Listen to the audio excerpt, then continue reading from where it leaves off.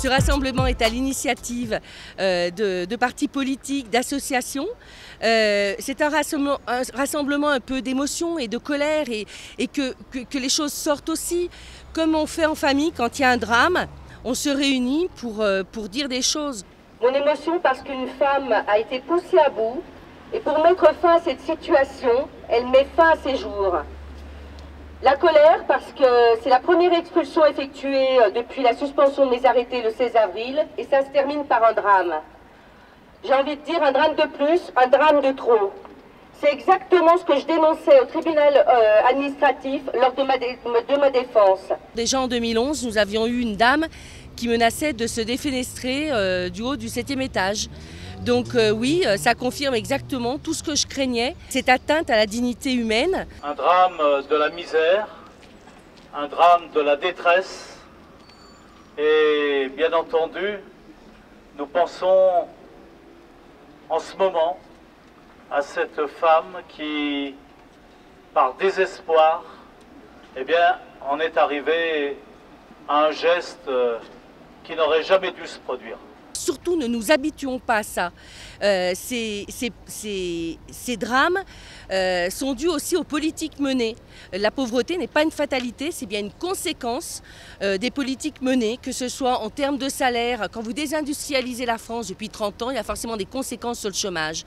Quand vous avez une politique de bas salaire, il y a forcément une conséquence par rapport aux gens qui n'arrivent plus à payer leur loyer. Et puis, l'État qui se désengage du logement social avec la baisse de l'aide à la pierre, etc. etc. Je m'appuie sur la proposition de loi des députés communistes et sénateurs communistes qui a déposé effectivement une loi par rapport pour interdire les expulsions et les coupures d'énergie.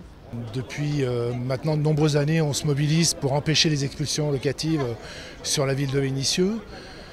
Et qu'on arrive à une situation où de toute façon il y a eu un événement grave qui se passe, quoi. Une dame de 70 ans qui se suicide plutôt que de se faire expulser, c'est quelque chose qui est suffisamment grave pour qu'on marque le coup, qu'on dise stop, d'une part par rapport à la mémoire de cette dame, et puis d'autre part pour dire stop à ce qui se passe et faire en sorte qu'il y ait véritablement un moratoire sur les expulsions qui se décide rapidement et qu'une nouvelle loi soit décidée pour qu'il n'y ait véritablement pas d'expulsion sans relogement et que dans tous les cas, quand on a affaire à des personnes qui sont fragiles comme cette dame-là, on ne fasse pas appel à la puissance publique pour aller la déloger chez elle.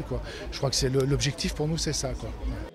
On a donc adressé une lettre ouverte à Manuel Valls, à Cécile Duflot et au préfet du Rhône, parce qu'aujourd'hui, ce qu'on demande, c'est qu'il y ait un moratoire immédiat qui empêche les saisies et expulsions locatives pour 2013.